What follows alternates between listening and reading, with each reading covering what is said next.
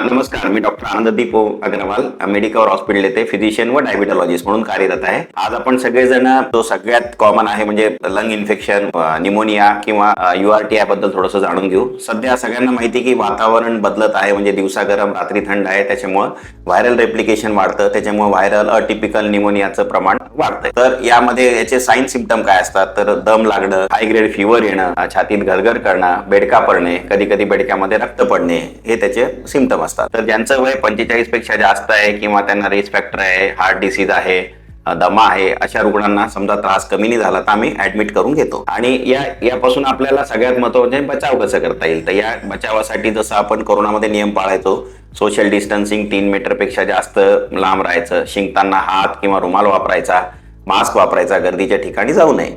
आणि दुसरी सगळ्यात महत्त्वाची गोष्ट म्हणजे वॅक्सिनेशन. ज्यांचं वय जास्त आहे आणि हाय रिस्क फॅक्टर आहे अशा रुग्णांना आम्ही न्यूमोकोकल वॅक्सिन आयुष्यातून एकदा आणि इन्फ्लुएन्झा वॅक्सिन दरवर्षी घ्यायला सांगतो.